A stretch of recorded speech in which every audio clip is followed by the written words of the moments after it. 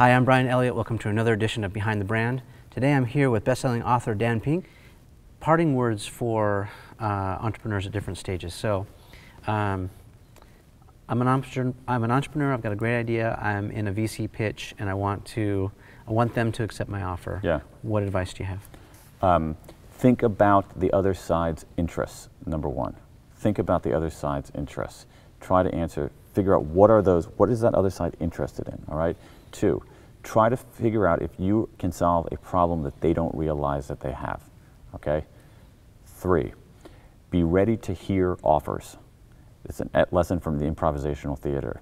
Improvisational theater gives us, I think, a smarter, more effective way to, quote unquote, overcome objections. In every question you ask me, everything that you might disagree with me about, embedded in there is an offer. So get better at hearing offers. So I think those 3 things can be incredibly effective. Let me give you one other more tactical thing at the level of the pitch. This is cool. We pitch too often with statements, not enough with questions. You're going to love this. This is the best idea since sliced bread. Yeah, or even saying, we are going to be the Amazon.com of rutabagas or something like that. Yeah, people love comparisons. Yeah, and that can be useful. That can be useful because people are always asking. You know, one of the most important questions that you can ask is compared to what. So, but we don't pitch enough with questions. And there's research out of Ohio State that tells us that when the facts are clearly on your side, pitching with questions is more effective than pitching with statements. Why? Because questions are active. So if I ask you a question, even if you're not enunciating a response, you're thinking about a response. And you're talking about not yes or no questions, but sort of open-ended. It could be yes or no too. Yeah, I'll give you an example. Let's talk about Ronald Reagan, 1980, running for president against Jimmy Carter. Carter was elected in '76. Reagan is running in 1980. The economy has deteriorated significantly. He could have said something. The economy has deteriorated significantly. Instead, what did he say? He said, "Are you better off now than you were 4 years ago?" One of the most powerful pieces of political rhetoric in the last 50 years. Why was it effective? It was effective because the facts were on his side. Yeah. People's situations had clearly deteriorated. But the reason that the question was more effective than the statement is this. When I ask you a question, as I said, it's active. You have to think about it. So what happens? You ask me the question, are you better off now than you were 4 years ago? In my head, I'm thinking, 76, 80. Oh my God, I'm not at all. Yeah. And then you begin summoning your own reasons for agreeing with someone. When someone comes up with their own reasons for agreeing with you, that's good. I like it. All right, now let's shift gears and talk about a business owner. You know, they're trying to move more widgets. You know, I've got a business and sales are down. We haven't talked about platforms or techniques or social media, any of that. Yeah, I didn't write that much about any of those. I mean, I think that at some level it's, you know, a lot of the stuff is platform agnostic. I mean, well, these are principles we're talking about, but what's your personal feeling about the use of the new media?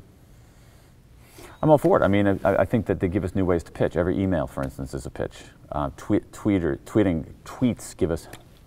give us a new way to pitch. Yeah, you're pretty active on Twitter, right? Yeah, I'm active on Twitter. I like Twitter a lot. I like Twitter for both things. I like Twitter in order to sort of get my ideas out there, see how people respond.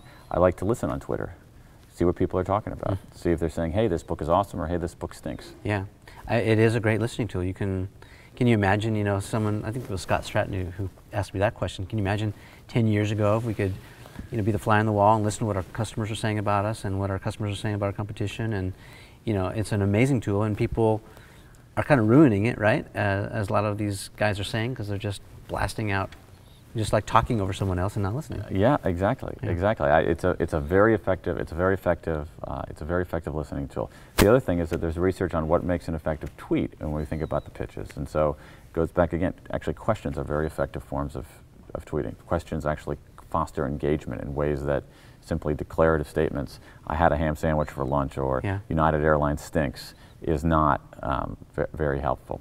Actually, some of the research shows that even self-promotion isn't that bad. People don't recoil at that if it's providing real information. Yeah. So if I say, hey, I'm going to be in Sheboygan Falls, Wisconsin, at McGillicuddy's bookstore at 7:30, come on out, that's fine, because people in Sheboygan Falls might be interested in that. Yeah, or if you're Tony Hawk and you say, I just dropped a signed skateboard off in Solana Beach, people are going to be stoked. Right. Yeah. So we're wrapping this up. Is there anything else we didn't cover? Ground we didn't talk about? I guess one thing that I would add is that it goes back to some of your earlier questions, Brian, this idea that sales is sleazy and duplicitous. It's just not right. I mean, at its heart, I think sales is fundamentally human. You're saying to someone, hey, let's make an exchange and we'll both be better off. That's how progress happens. And so I really think that especially now when there's not this massive information imbalance, that this active selling can be you can get better at it. You can do better if you're a little bit more human.